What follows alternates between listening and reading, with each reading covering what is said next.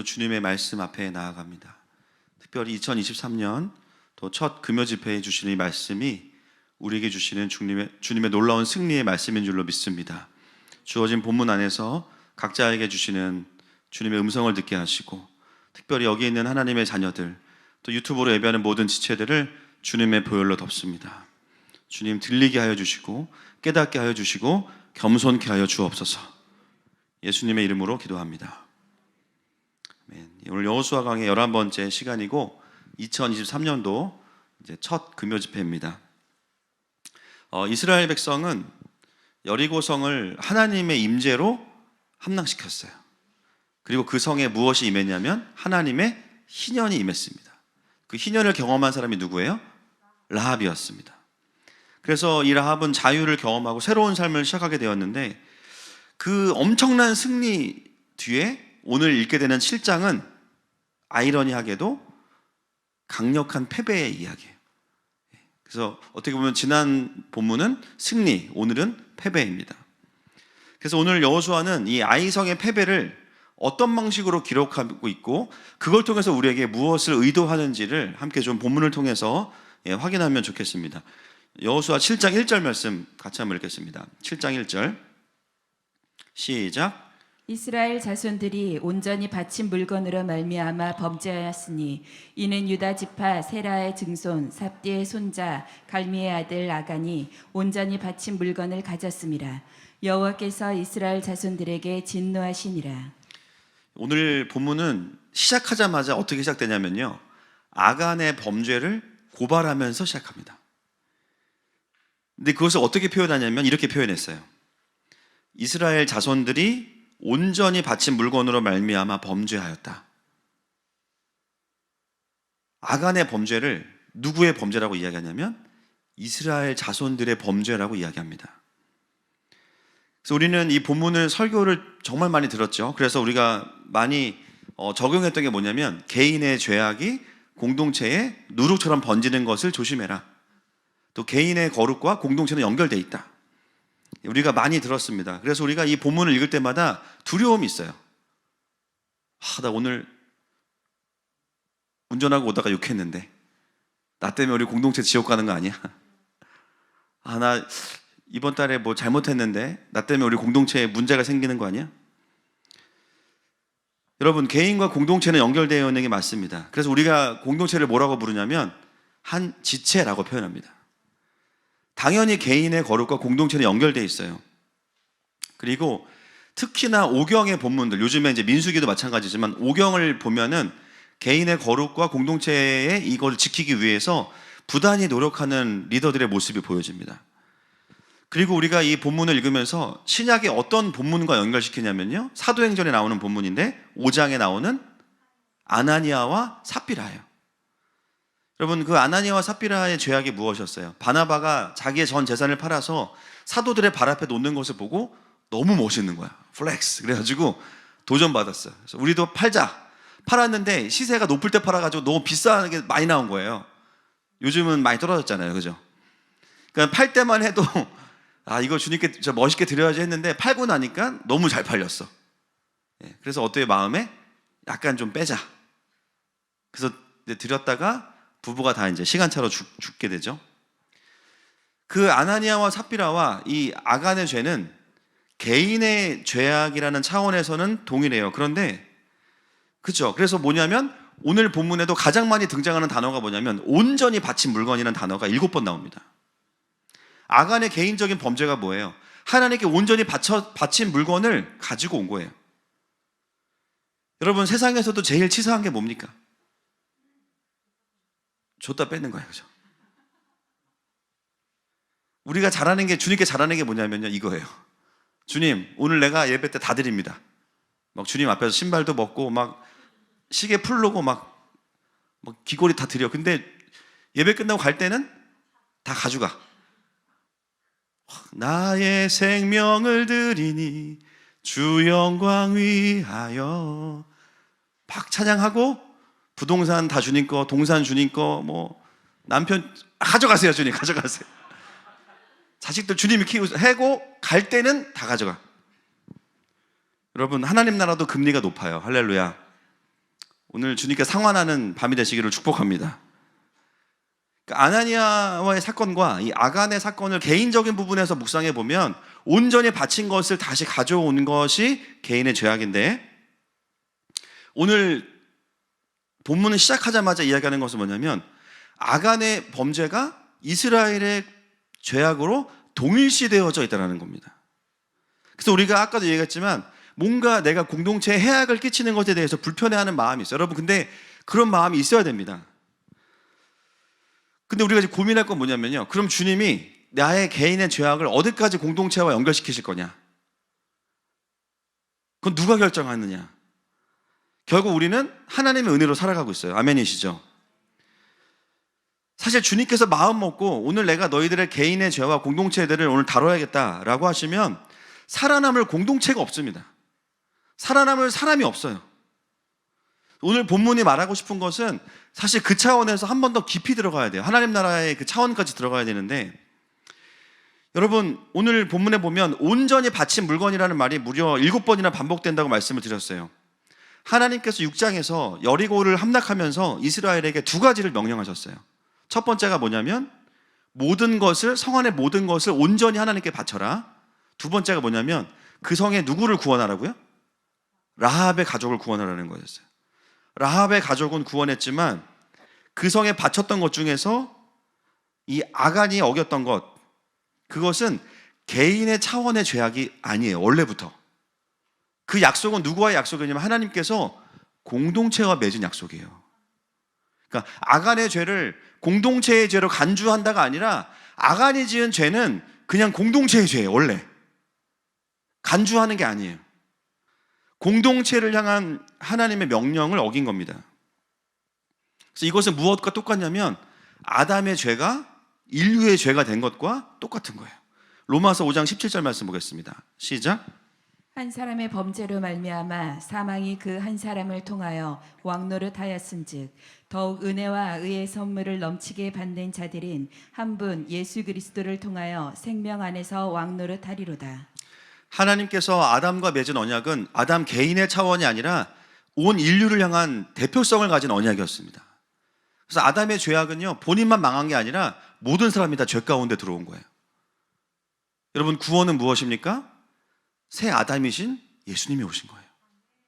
그래서 그 깨어진 언약을 예수님께서 대신 죽으셔서 한 사람으로 말미암아 다시 우리가 사망으로부터 생명으로 옮겨진 것이 복음입니다. 죽음 가운데 사는 것이 아니라 부활하신 능력 가운데 사는 것이 복음이에요. 그래서 한 사람으로 말미암아 죄 가운데 들어가기도 하고 한 사람으로 말미암아 구원을 받기도 하는 거예요. 오늘 이 아간의 사건은 결국은 이스라엘이 하나님과의 언약을 깨뜨린 사건과 정확히 그냥 똑같은 겁니다.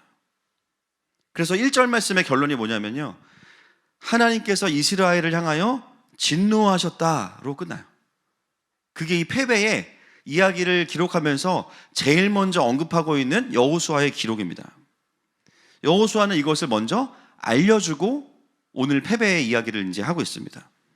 오늘 분위기가 안 좋아요. 보니까 지난주에는 우리가 승리였는데 오늘 패배라고 하니까 다들 막 약간 지금 표정이 어둡습니다. 오늘 여호수아가 이것을 기록하는 관점을 좀 우리가 잘 이해할 필요가 있어요.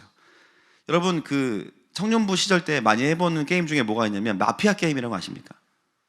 예, 다들 기도와 말씀에 집중하셔가지고 좀 안다고 해주세요. 아시죠? 예, 감사합니다. 아니면 아니라고 하시고 마피아 게임이라고 있어요. 이게 사람들 다 같이 동그랗게 앉아서 그 중에 이제 두목 마피아가 마피아를 몰래 찍어요. 그리고 이제 아침이 되면 서로 딱 눈을 뜹니다. 그러면 누가 마피아인지 몰라요. 그래서 서로 이제 막 말도 안 되는 논리를 가지고 네가 마피아다, 너는 생긴 게 마피아다, 너는 말투가 마피아다, 너는 원래 그럴 것 같았어, 이렇게 하면서 막 죽이는 게임이 마피아 게임이에요. 근데 이 마피아 게임을 하면 뭐가 있냐면 시민인데 억울하게 죽는 사람이 있어요. 그러면 저는 항상 마피아여도 일찍 죽고 시민이어도 일찍 죽어요. 헷갈린다. 목사님 죽이고 시작하자. 그래서 맨날 죽어요. 그러면 이제 시민에서 이제 죽으면 유령이 되거든요. 그러면 이제 밖에서 게임을 보는 거예요. 이렇게 보는데 밖에서 보면 뭐가 보이냐면 누가 보일까요? 밖에서 보면 마피아가 보여요. 할렐루야. 왜냐면 밤이 되면 마피아들은 고개를 들어서 죽일 시민을 선택하기 때문에 고개를 드는 그놈이 마피아거든요. 그럼 이제 열받는 거예요. 와, 저 가증스러운 놈. 그러면서 그렇게 기도를 은혜롭게 하고 저렇게 거짓말을 한다고? 저 사람하고 내가 상종을 말아야겠다. 그리고 이제 아침이 되면 또 막 시민인 척해요, 막. 그러면은 그걸 보면서 막 열받아, 막. 그죠? 그러면서 막 열받는 거야. 야, 지금 네가 말하는 그 사람, 네가 죽이려는 사람, 시민 중에 그 똥촉을 가진 분도 있어요, 똥촉. 그래가지고 시민만 골라서 죽여요, 막. 진짜 열받거든요. 그리고 누구랑 상의하냐? 옆에 있는 마피아랑 상의해, 막. 이런 분들 나오면은 게임이 아주 전문용어로 아사리판이 나는 거예요. 그래서 답을 알고 이 게임을 보고 있으면 진짜 열받거든요. 그러면서 객관화가 돼요. 여러분, 오늘 이 여호수아 7장 1절은 뭐냐면 아이성에서의 패배를 그 전쟁 안에서 보여주는 게 아니라 답을 미리 가르쳐 줌으로 인해서 패배하는 현장 안에서 보는 게 아니라 밖에서 객관적으로 패배를 보여주는 거예요. 시작하자마자 이 패배의 원인이 무엇이고 지금 하나님의 정확한 상태가 무엇인지를 답을 먼저 주는 거예요. 이래서 패배했고 하나님 지금 이스라엘 향해서 진노하고 계셔. 그래서 2절부터 읽어가는 사람들은요, 독자들만 답을 알아요. 그 안에 있는 분들은 답을 몰라요. 여호수아도 답을 몰라요. 그래서 그 안에 반응하는 모습을 보면서 하나님께서 우리에게 주시는 레슨 포인트가 있다는 것을 여호수아는 의도하고 있는 겁니다. 그런 관점에서 본문을 읽어가야 돼요. 2절과 3절 말씀 보겠습니다. 시작. 여호수아가 여리고에서 사람을 베델 동쪽 베다완 곁에 있는 아이로 보내며 그들에게 말하여 이르되 올라가서 그 땅을 정탐하라 하매 그 사람들이 올라가서 아이를 정탐하고 여호수아에게로 돌아와 그에게 이르되 백성을 다 올라가게 하지 말고 2-3천 명만 올라가게 아이를 치게 하소서. 그들은 소수이니 모든 백성을 그리로 보내어 수고롭게 하지 마소서 하므로. 여러분, 여호수아는 아간의 범죄를 알고 있습니까? 모르고 있습니까? 현재 몰라요. 그래서 어떻게 전쟁하냐면 늘 하던 대로 전쟁을 해요. 상식적으로 전쟁합니다. 그냥 이 정도면 아이성이에요, 그죠? 어른성이 죄송합니다. 아이성 이거 안 하려고 그랬는데 죄송합니다. 아이성이에요, 아이성. 그러니까 이 성은 그냥 쉬운 성이에요. 이 정도면 여리고에 비하면 아무것도 아니에요. 여호수아가 어떻게 해요? 하나님께 묻지 않고 상식적인 차원에서 한 2-3천 명만 올라가면 충분히 이길 수 있다라고 생각하고 자기의 경험과 자기 생각대로 전쟁을 합니다. 근데 이걸 누가 기록하고 있냐면 여호수아가 기록하고 있어요. 자기의 모습을 자기가 기록해요. 그것은 뭐예요? 하나님께 묻지 않고 전쟁하는 자기의 모습을 그대로 기록하고 있어요.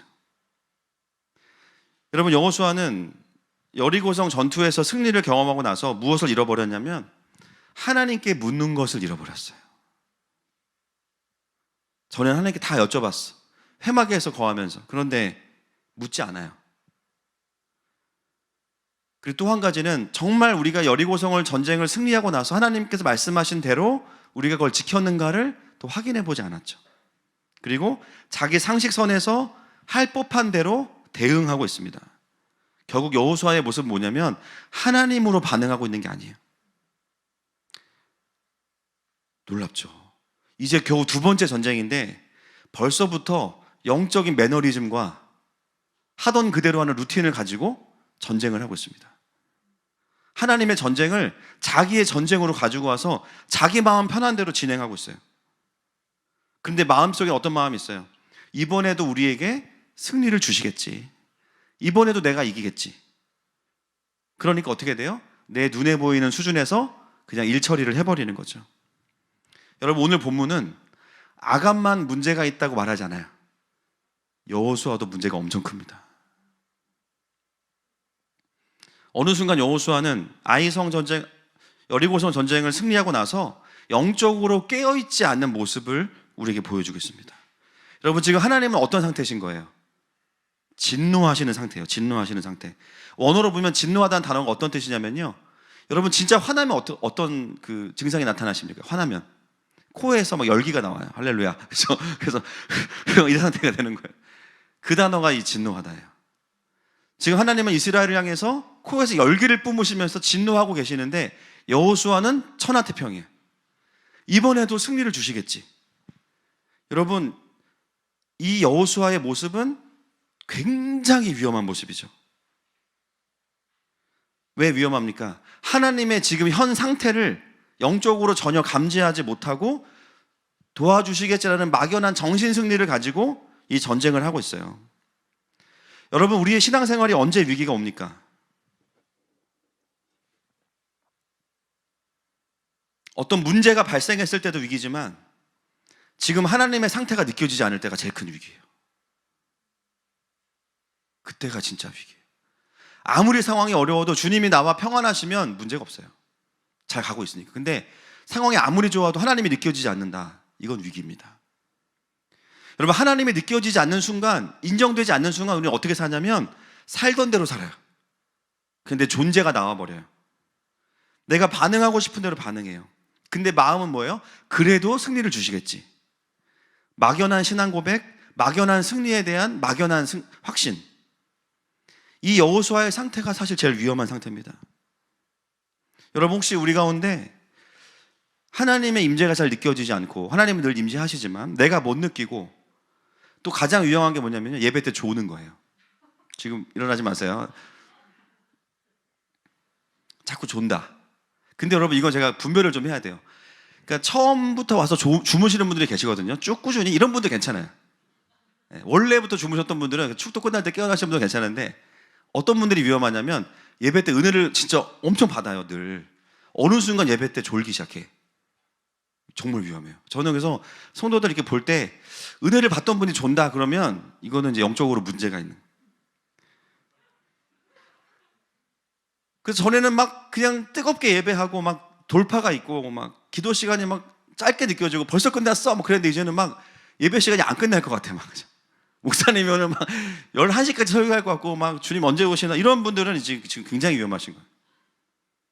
영적으로는 그런데 삶에서는 그냥 내 판단과 내 예측대로 상식적으로 대응하며 살고 있다. 위험한 거예요. 여러분, 오늘 이 첫 1월의 금요 집회 때 우리 가운데 영적인 나태함과 매너리즘이 끊어지기를 선포합니다. 선포합니다. 그리고 이 패배의 흐름이 끊어질지어다.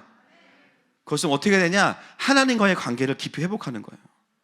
여러분, 오늘 주님께서 여호수아를 통해서 말씀하시면 돌이키십시오. 그래야 소망이 있고 생명이 있습니다. 우리가 한 해를 패배로 시작할 수는 없어요. 오늘 우리에게 패배의 본문을 주신 것은 지고 시작하라는 게 아니에요. 할렐루야. 승리로 날아오르라는 것입니다. 그래서 여러분, 이 시간 우리가 정말 하나님 앞에서 그 돌이킴과 마음이 새로워지는 은혜가 있어야 돼요. 그래서 우리가 돌아봐야 돼요. 내가 지금 하고 있는 사역들, 내가 맺고 있는 이 관계들, 정말 내가 하나님의 마음을 받아서 하고 있는가, 아니면 그것이 끊어진 채로 그냥 하던 대로 반응하고 존재로 반응하고 있는가, 돌이켜야 됩니다. 여러분, 오늘 주님과의 깊은 교제의 자리로 나아가시는 저 여러분 되시기를 축복합니다. 자, 4절과 5절 말씀 넘어가겠습니다. 시작. 백성 중 3,000명쯤 그리로 올라갔다가 아이 사람 앞에서 도망하니 아이 사람이 그들을 36명쯤 쳐 죽이고 성문 앞에서부터 스바림까지 쫓아가 내려가는 비탈에서 쳤으므로 백성의 마음이 녹아 물같이 된지라. 졌어요. 몇 명이 죽었습니까? 36명이 죽었어요. 처음으로 이스라엘에 인명피해가 발생했습니다. 어떤 분들은 아유 목사님 36명 죽은 거 전쟁에서 뭐 큰일입니까? 숫자로는 안 큰일일 수 있지만 문제가 뭐냐면 그들의 반응이에요. 그들의 마음이 어떻게 됐대요? 물같이 녹았더라, 이렇게 나옵니다. 몇 명이 죽었냐? 사실 여러분 36명 죽은 거 큰일이고요. 더 큰일은 뭐냐면 하나님의 백성이었던 이스라엘의 마음이 완전히 무너진 거예요. 큰일인 거예요. 왜냐하면 자신들이 이 전투에서 질 거라고는 전혀 예상하지 못했기 때문이에요. 여러분, 우리가 살면서요, 이게 안 될 거라고 생각해 본 적이 없는 일들이 안 될 때가 있어요. 이 사업은 무조건 되는 사업이야. 인천에 배만 들어오면 돼. 이거 배가 안 들어와. 와, 진짜 이거는 정말 대박 날 거야. 코로나 터져. 이건 될 거야. 믿음으로 땡겨서 집을 사자. 금리가 엄청 올라. 우리가 살면서 만나는 일들이 뭐예요? 이 사업이 이렇게 안 될 줄 몰랐다. 또는 내가 하는 사역이 이렇게 안 풀릴 줄 몰랐어. 나의 가정이 이렇게 어려울 줄 몰랐어. 내가 가장 자신 있다고 생각했고 가장 익숙하다고 생각하는 그곳에서 패배하면, 그게 작은 패배일지라도 뭐가 문제냐면요, 마음이 완전히 녹아버리는 거예요. 마음속에 어떤 마음이 있어요? 이 일은 안 될 일이 아니었는데, 이 관계는 깨질 관계가 아니었는데, 이 주식은 떨어질 수가 없는데.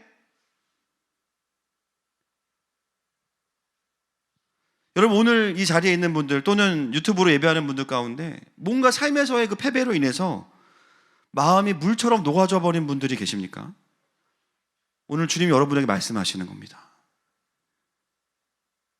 또 한 가지는요, 물처럼 녹았다라는 표현은 어디서 우리가 들었던 표현이에요. 여호수아 5장 1절 보겠습니다. 딴 데도 나오지만 가장 가까운 본문, 시작.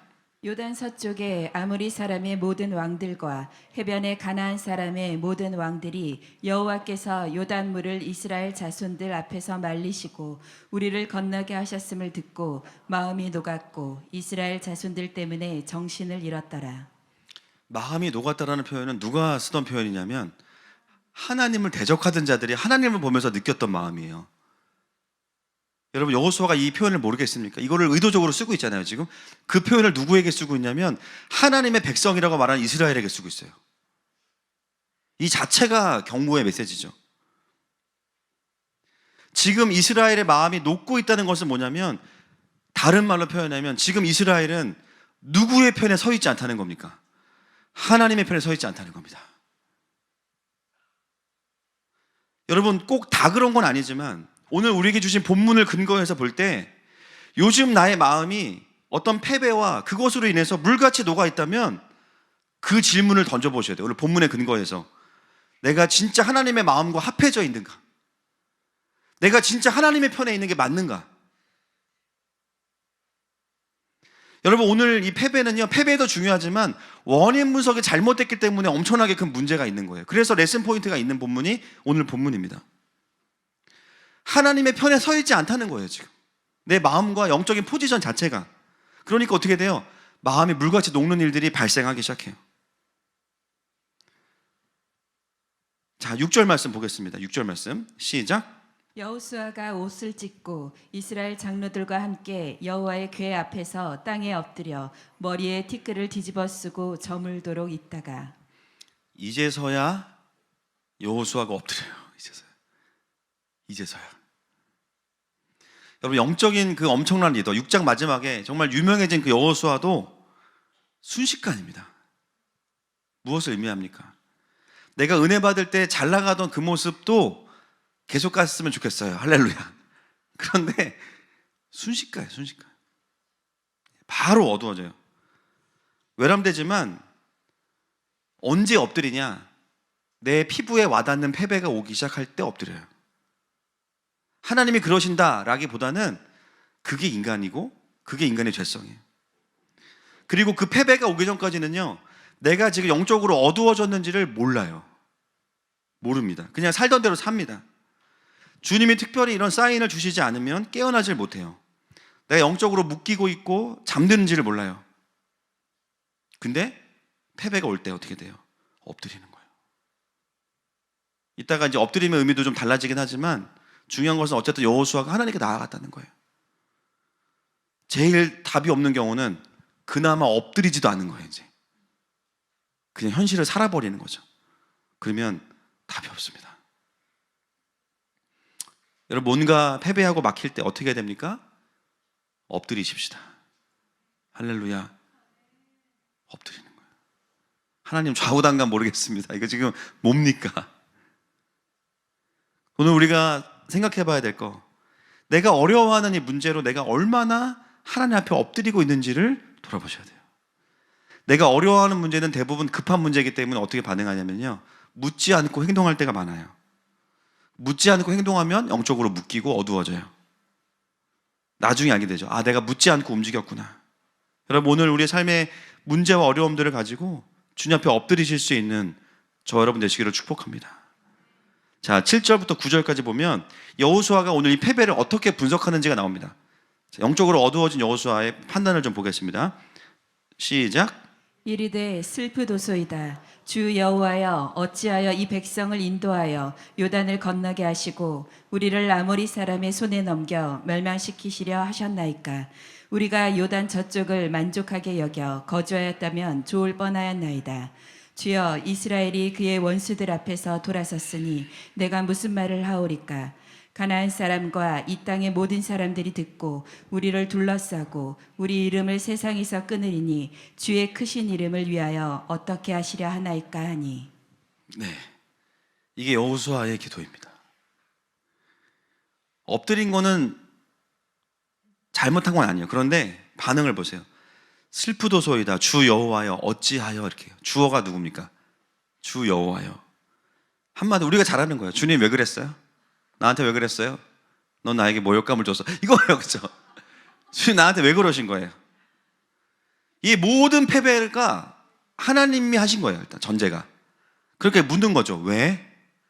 어찌하여? 왜 나를 패배하게 하셨습니까? 이 문제의 책임이 누구에게 있다는 거예요? 하나님께 있다는 거죠. 여러분, 인생을 향한 가장 강력한 축복이 뭐냐면 따라합시다. 경배입니다. 우리가 주님을 높이잖아요. 뜻이 하늘에서 이루어진 것처럼 땅에서도 이루어집니다. 그러니까 경배자들에게 나타나는 축복은 뭐냐면 계속 하나님을 높여드리잖아요. 그럼 어떻게 되냐? 나를 향한 하늘의 뜻이 나의 삶에서 이루어져요. 이게 이제 가장 강력한 축복이에요. 가장 강력한 저주는 뭘까요? 원망이에요. 하나님을 향한 원망. 그러니까 나는 내 삶에 발등을 찍겠다. 그러면 이제 원망을 하시면 돼요. 계속 내가 내 삶의 문을 다 닫아버리겠다. 그러면 이제 뭐냐? 원망. 일이 터질 때마다 어찌하여 주님 왜 그러십니까? 나한테 왜 그러시는 거예요? 내 삶의 문을 닫는 거죠. 우리 인생을 향한 가장 강력한 저주가 원망이에요. 놀라운 것은 뭐냐면 다른 사람도 아니고요. 회막에서 그렇게 모세보다 더 퇴근하지 않고 늘 야근하고 거기서 당직하던 여호수아가 패배 한 번 경험했다고 지금 하나님 완전히 원망하는 데로 가 있는 거예요. 저는 이것을 기록할 때 여호수아는 성령 충만한다고 생각합니다. 자기가 잘한 것만 쓰고 싶지 사람들은. 이런 거 그죠? 완전 굴욕 아닙니까? 그죠? 수치 아니에요? 그런 자기의 모습을 신랄하게 다 기록해. 내가 그때 영적으로 완전히 그냥 눈이 가려가지고 하나님을 원망했어. 이거를 우리에게 지금 옆에다 앉혀놓고 객관적으로 보여주는 거. 봐봐, 내가 이랬어. 그 다음 보세요. 우리를 아모리 사람의 손에 넘겨 멸망시키려 하셨나이까. 이게 뭡니까? 하나님의 선하신 계획을 완전히 왜곡하고 다 부정해버리는 거예요. 진짜 무서운 거 아닙니까? 이스라엘이 조금만 힘들면 뭐라 그래요? 우리를 여기서 죽이려고 출애굽시켰냐고. 그러니까 영적으로 뭐예요? 수틀리면 다 부정해. 하나님 우리를 축복하기 원하세요. 할렐루야. 하나님의 백성 삼기 원하세요. 그런데 조금만 우리는 손해가 오거나 수가 틀려버리면 어떻게 되냐? 하나님의 계획을 다 부정해버리고 왜곡시켜버려요. 하나님 이러려고 나 이 회사 취직시켜 주신 거예요? 취직할 때는 막 내가 직장만 생기면 내가 진짜 영혼을 갈아 넣으리라 막 부장님의 막 손 발처럼 움직이다가 막 어느 순간 그죠? 이 지겨운 회사 막 망해라 막 그러면서 이러려고 나 여기 데려오신 거예요?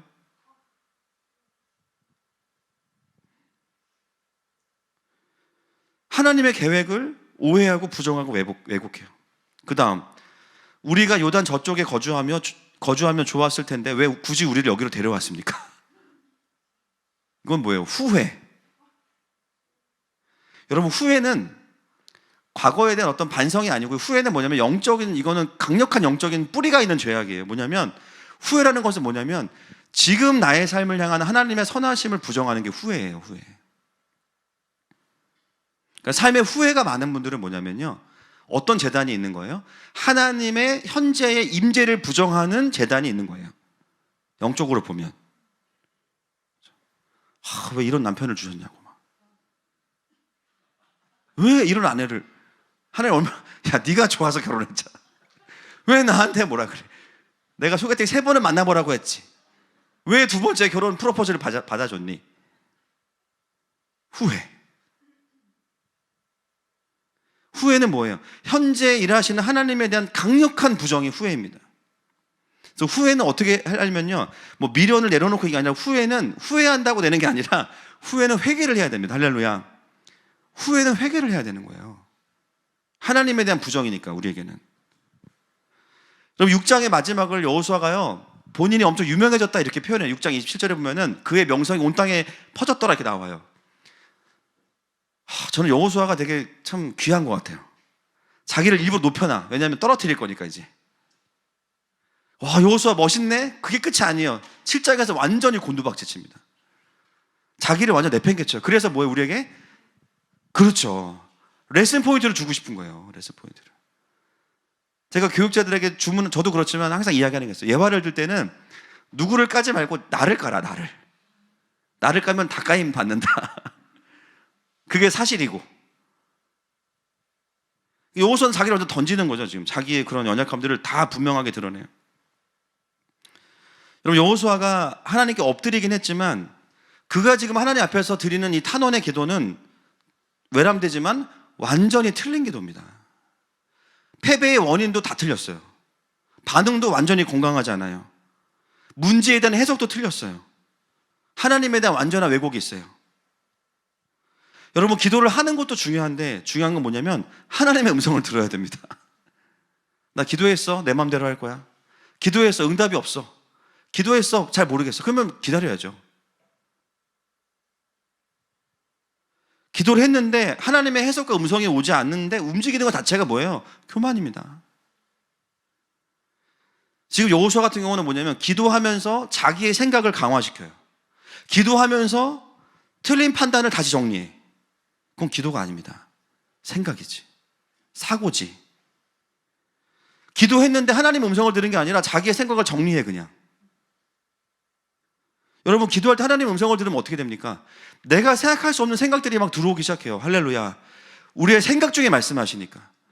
내가 할 수 없는 그 신선한 공기가 들어오기 시작하면서 사랑할 수 없는데 사랑하게 만들고, 헌신할 수 없는데 헌신하게 만들고, 믿음을 사용할 수 없는데 믿음을 사용하게 만들어요. 존재를 거스르게 만들어요. 자아를 부인하게 만들어요. 하나님의 나라를 확장하게 만들고 영혼들을 축복하게 만드는 것이 하나님의 음성이 들어오는 것이죠. 지금 여호수아는 그런 기도를 하고 있는 게 아니에요. 그죠? 자기 안에는 가득한 생각들을 그냥 하나님께 던지길 뿐이에요. 그 유명한 여호수아인데 한 번 패배했다고 지금 자기 의에 빠져서 자기 중심적으로 그냥 반응해버리고 있는 모습이 오늘 본문을 통해서 우리에게 보여지고 있는 여호수아의 모습이죠.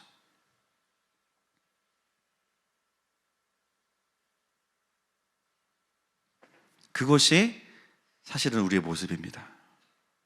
내 의와 내 중심성. 나는 잘못이 없고 나는 문제가 없고 내가 원하는 대로 돼야 되고 내 기준만 오르니까 이렇게 안 되면 하나님 책임지세요. 내가 원하는 대로 안 되면 하나님도 틀린 거야. 하나님 나 안 사랑하시는 거야. 하나님 나를 고생시키려고 여기로 부르셨어. 그때 그 자리에 있었으면 내가 좋았을 텐데, 내가 그 집 안 팔고 왔으면 돈이 올랐을 텐데, 내가 그때 그 첫 번째 만났던 사람이 결혼했으면 지금 잘 나갔을 텐데.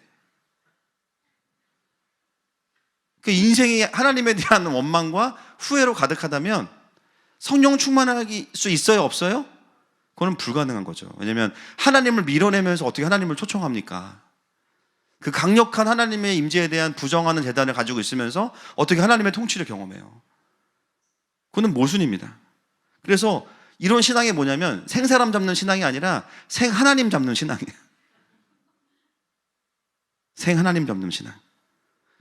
오늘 여호수아의 이 패배 속에서의 모습을 여호수아는 완전히 우리를 객관화시켜서 보여주고 있는 거죠. 여러분, 하나님께서 우리를 이렇게 훈련시키실 때가 참 많아요. 내 주변에 진짜 마음에 안 드는 사람이 있거든요. 그냥 저 사람은 그냥 빨리 천국 갔으면 좋겠다 막. 왜 보여주실까요?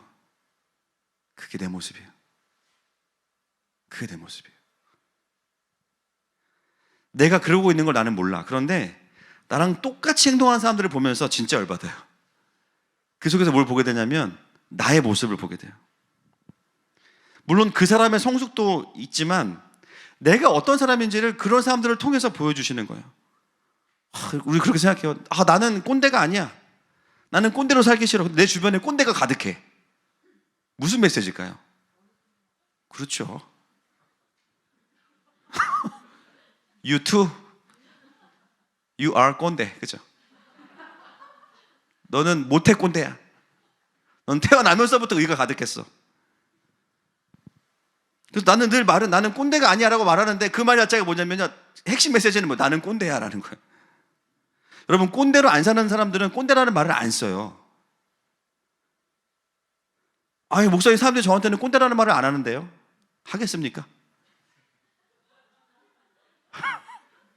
하겠냐고요. 자, 9절 넘어가겠습니다. 9절. 7장 9절. 시작. 가나안 사람과 이 땅의 모든 사람들이 듣고 우리를 둘러싸고 우리 이름을 세상에서 끊으리니 주의 크신 이름을 위하여 어떻게 하시려 하나이까 하니. 자, 어디까지 가냐면 이제 하나님 걱정까지 갔어요. 벌써 하나님 걱정까지 갔어. 주님 어떻게 하시려고 지금? 이건 하나님을 걱정하는 마음이 아니고 교만한 거죠. 교만한 거예요. 하나님을 왜 걱정해? 잘 계시는데 주님은 하늘 보좌에 할렐루야. 하나님의 영광을 아무에게도 빼앗기지 않으시는데 왜 하나님을 걱정해요? 그죠? 왜냐하면 본인에게 하나님은 지금 이런 분이기 때문에 하나님이 걱정되는 거죠. 하나님 어쩌시려고 지금 이러시는 거예요? 엉뚱한 판단, 엉뚱한 경배. 내가 상태가 안 좋으니까 하나님을 걱정하는 데까지 가요.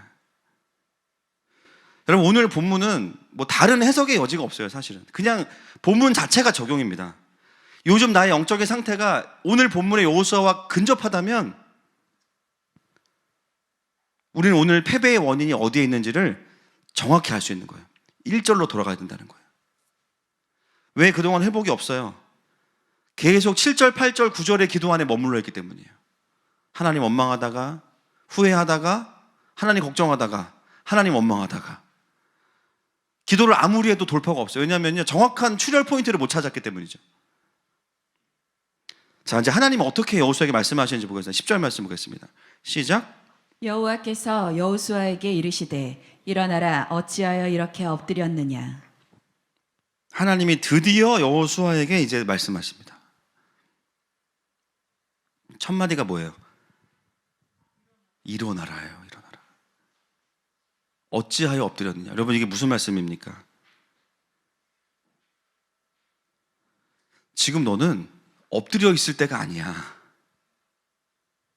자, 11절 보고 마저 설명하겠습니다. 11절 시작. 이스라엘이 범죄하여 내가 그들에게 명령한 나의 언약을 어겼으며 또한 그들이 온전히 바친 물건을 가져가고 도둑질하며 속이고 그들의 물건들 가운데에 두었느니라.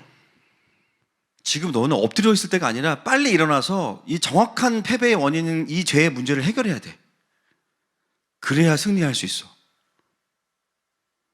이 패배의 원인은 나에게 있는 것이 아니라 너희들 안에 있는 그 죄와 나의 언약을 깨트리는 것. 여러분 언약을 깨트리는 게 뭐냐? 하나님의 통치를 거부한 거예요. 그러니까 이스라엘 백성은 아간의 죄로 인해서 하나님의 통치를 거부했기 때문에 하나님의 반대편에 서 있는 겁니다. 그래서 하나님은 진노하시고 그들의 마음을 물같이 녹게 만드신 거예요. 왜냐하면 지금 너희는 나의 편이 아니기 때문이야. 그 원인이 어디에 있어요? 이스라엘 안에 있기 때문이에요. 너 지금 엎드려 슬퍼할 때가 아니라 너 안에 있는 죄의 문제를 확인해라. 그게 살 길이다. 여러분 오늘 우리가 이 본문을 통해서 보는 것은 뭐냐면 기도도요 엎드릴 때가 있고요 일어나서 돌이켜야 될 때가 있어요. 영적으로 깨어있으면 거기에 합당한 반응을 합니다. 센서티브하게. 아 지금은 내가 회개하고 돌이키고 다시 옛날에 그 원점으로 하나님이 말씀하신 대로 돌아가야 돼. 에너지틱하게 가야 되는 때가 있고요 어떤 때는 엎드려서 주님의 음성을 그냥 기다려야 될 때가 있어요. 둘 다 언제 가능하냐면 하나님의 얼굴을 보고 있을 때만 가능해요. 오늘 주님 말씀하시는 거예요. 우리에게 너 지금 달려야 될 때야. 너 지금 사명 앞에 달려야 돼. 엎드릴 때 아니야. 그럼 어떻게 돼요? 달려야 되는 거예요. 어떤 분들은 막 달리고 있어. 아니야 너 지금 달릴 때가 아니야. 엎드려야 될 때야. 그럼 엎드려야 돼요. 모든 게 전제가 뭐예요? 하나님과의 관계가 뚫려 있어야 된다는 거예요. 그러니까 하나님께서 지금 원하시는 어떤 다이나믹과 액션이 있는데 그거에 반응하지 못하는 것도 영적으로 어두워진 거고 그 자체도 교만이에요. 여호수아는 지금 자신들의 문제가 자기 안에 있다는 것을 몰랐어요. 정확한 직면이 안 된 거예요. 그러니까 다 하나님 때문이고 다 후회되는 거예요. 여러분, 우리의 신앙의 성장과 돌파의 핵심, 하나님의 승리를 가져오는 비결은 다른 게 없습니다. 그냥 하나님 앞에서 정직한 자기 직면밖에 없어요, 사실. 죄가 얼마나 크냐가 중요한 게 아니라 진짜 그걸 정말 직면했느냐가 더 중요하더라고요. 주님이 안 풀어주시면 계속 그냥 거기에 매여 있어야 돼요. 풀어주시면 달릴 수 있는 거예요. 하나님께서 오늘 이스라엘을 향해서 진노하시는 것도 이스라엘이 하나님의 언약을 깨뜨렸기 때문이에요. 그 패배의 원인이 정확히 밝혀져야 다시 이들은 하나님의 편으로 가는, 하나님을 끌어들이는 게 아니라 하나님의 편으로 갈 수 있는 겁니다. 그리고 하나님과 함께하는 승리를 경험할 수 있는 거예요.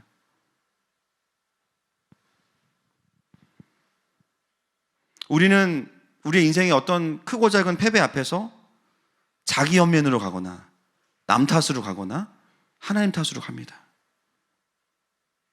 주님 말씀하시는 거예요. 그 안에서 내가 너의 안에 다루고 싶은 부분이 있다. 그것에 집중해라.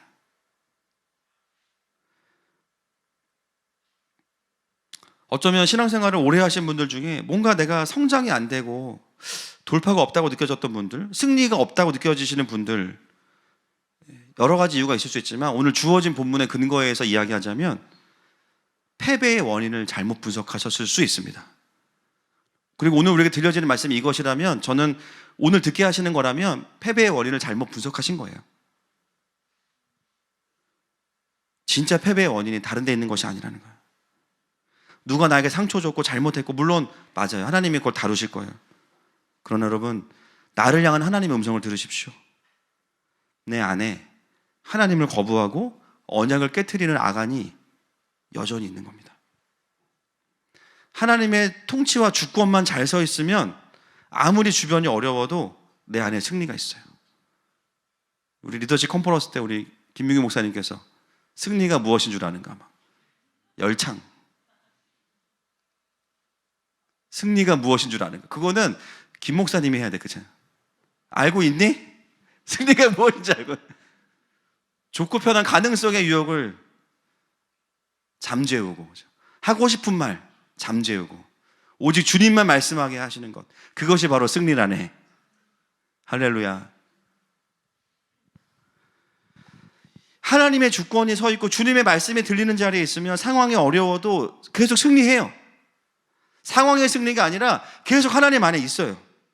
마음이 물처럼 녹을 일이 없어요. 나 때문에 다른 사람들이 마음이 녹겠죠, 오히려. 내가 하나님 편에 있으니까. 그러나 내 안에 있는 그것을 보지 않고 끊임없이 화살을 외부로 돌리기 시작하면, 하나님께 화살을 쏘기 시작하면 승리가 없는 거예요.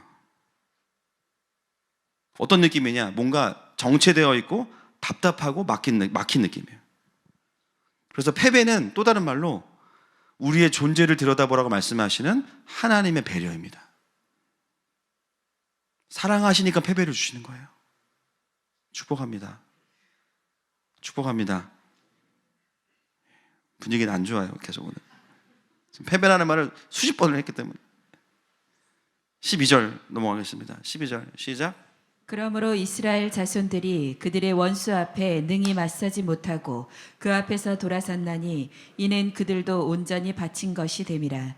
그 온전히 바친 물건을 너희 중에서 멸하지 아니하면 내가 다시는 너희와 함께 있지 아니하리라. 하나님이 여호수아를 지금 책망하시는 게 아니에요. 그죠? 소망을 주시는 거예요. 정확히 알게 해주시고, 이제는 네가 내 탓을 그만하고 언약을 좀 회복하자. 이미 12절 말씀 안에 뭐가 있냐면 하나님의 용서가 다 들어있습니다. 여러분, 주님이 만약에 우리를 끝까지 진멸하시기로 작정하면 뭘 안 주실까요? 회개의 기회를 안 주시는 거예요. 여러분, 뭐가 은혜예요? 기회를 주시는 게 은혜예요. 돌이킬 수 있는 말씀을 주시는 게 은혜예요. 진짜 큰 불행은 뭐냐면 하나님 말씀이 나에게 오지 않는 거야. 회개의 포인트를 가르쳐 주시지 않는 거예요. 그건 뭐냐면 너 그냥 끝까지 가라. 너는 그냥 진멸이다. 그냥 너는 사라지는 거다. 가장 저주받은 인생이겠죠. 이미 12절 말씀 안에는 하나님의 용서가 들어있고 어떤 게 문제인지가 다 들어있어요. 그래서 아간이 죽는 것은 뭐냐면 죄의 대가를 치르는 게 아닙니다. 여러분, 죄의 대가를 치르려면 1절에서 이미 다 죽었어야 돼요. 그냥 공동체 전체가 죽었어야 돼요. 하나님께서 아간만 죽이시는 건 뭐냐면 죄의 틈을 그냥 없애시는 거죠. 싹 메우시는 거죠. 그것은 뭐냐? 하나님은 이미 이스라엘을 용서하기로 결정하신 거예요. 고쳐 쓰시기로 결정하신 거예요. 회복시키시기로 결정하신 거예요. 승리를 주시기로 결정하신 거예요. 그래서 12절의 말씀은 소망의 말씀이에요. 여러분, 오늘 우리 하나님께서 정말 이 깊은 나의 죄성과 의와 중심성으로 찌든 우리를 오늘도 용서하기로 결정하셨습니다. 그리고 듣고 잊어버리는 우리에게 오늘도 다시 말씀해 주시기로 결정하셨어요. 그리고 우리에게는 영원한 회복의 길, 예수 그리스도의 십자가가 있습니다. 주님 말씀하시는 거예요. 이제 그만 엎드리고 일어나라. 그리고 정확히 그 지점으로 가서 돌이켜라. 그리고 나와 함께 승리를 경험하자. 여러분, 이 말씀을 신년 첫 금요 집회 말씀으로 가슴에 새기시기를 축복합니다. 오늘 주님의 말씀은 패배를 주시는 말씀이 아니라 진짜 승리를 주시는 말씀이에요. 말씀을 정리하겠습니다. 오늘 우리는 패배로 이 예배를 마치는 것이 아니라 하나님의 승리를 선포하면서 마칠 거예요. 그러려면 오늘 우리 가운데는 아간이 드러나야 돼요. 내 안에 하나님과의 언약을 깨트린 그것, 온전히 바쳤지만 다시 가져온 그것, 그걸 같이 가져오게 만드는 것은 내 죄악과 내 의와 중심성밖에 없어요. 오늘 밤은 하나님 특별히 우리를 돌이킴과 회개의 밤으로 부르고 계십니다. 특별히 성령님께서 돌이키는 것마저도 내가 할 수 없기 때문에 우리에게 돌이키시는 은혜를 주실 거예요. 우리가 할 수 있는 것은 그 성령님을 기다리고 요청하는 거예요. 우리 함께 고백을 하면서 주님, 성령님 오늘 나에게 오셔서 내 안에는 세상의 헛된 마음들, 내가 어찌할 수 없는 나의 이 꺾을 수 없는 교만과 의들을 꺾어주시고 세상의 것들로 채워진 나의 마음들을 태워주십시오. 함께 고백하면서 나아가십시다.